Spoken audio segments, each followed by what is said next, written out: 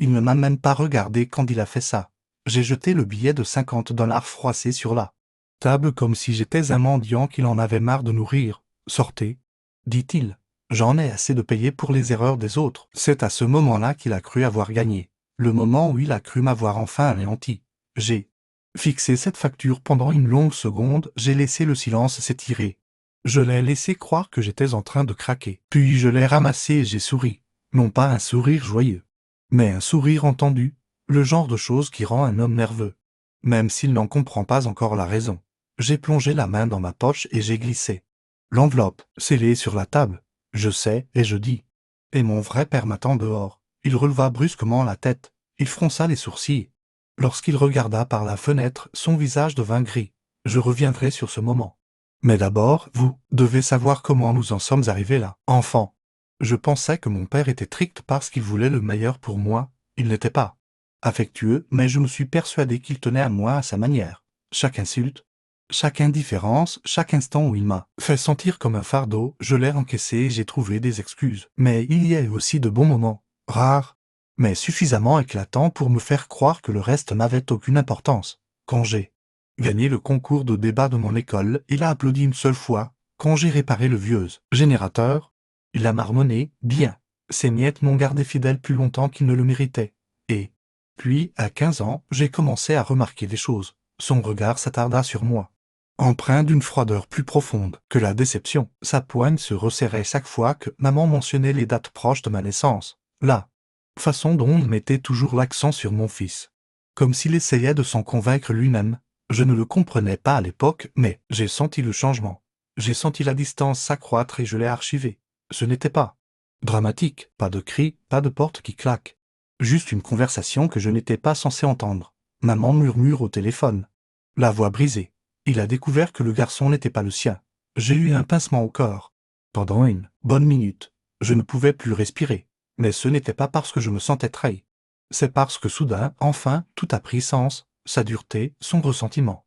La façon dont il me tolérait seulement, sans jamais se m'aimer. Et à ce moment-là, quelque chose en moi a changé. Ni colère, ni tristesse, concentration. S'il comptait me traiter comme une erreur, alors je ferais en sorte qu'il vive assez longtemps pour le regretter. Je n'ai confronté personne.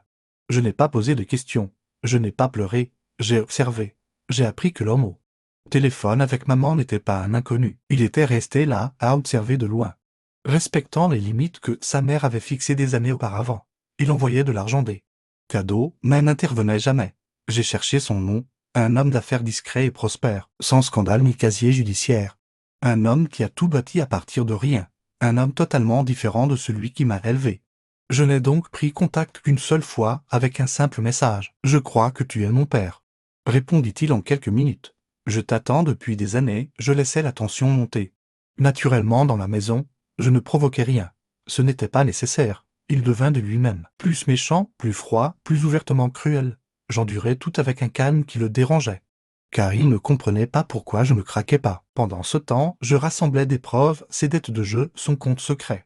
Ses impôts impayés, ses insultes envers ma mère. Non pas pour le détruire par haine, mais parce que je voulais un moyen de pression, une assurance, et j'attendais le moment parfait de mon 18e anniversaire. Le jour où il perdrait légalement le contrôle sur moi. Il jeta le billet de 50 $, lança son insulte, tenta de m'humilier une dernière fois. Je lui fis glisser l'enveloppe. À l'intérieur se trouvait tout ce que j'avais rassemblé: relevé bancaire, capture d'écran, enregistrement audio, toute la vérité et en plus. Une déclaration sous serment signée par l'homme à l'extérieur confirmant la paternité. Le voir, l'ouvrir était apaisant. Il se figea.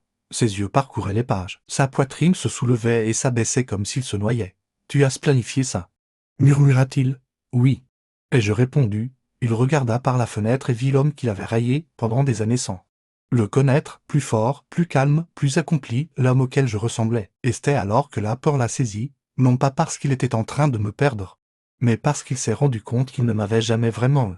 Je suis sorti de cette maison sans élever la voix, sans claquer de porte, sans me retourner. Mon vrai père posa une main sur mon épaule, ferme, stable. Le genre de contact que je n'avais fait qu'imaginer auparavant, alors que nous nous éloignions en voiture. J'ai jeté un coup d'œil à la maison qui rapetissait au loin. Il n'y avait ni culpabilité, ni tristesse, seulement de la clarté. Certains hommes sont pères par le sang, d'autres par choix. Et d'autres, encore, ne sont que des obstacles que l'on surmonte pour accéder à la vie que l'on mérite.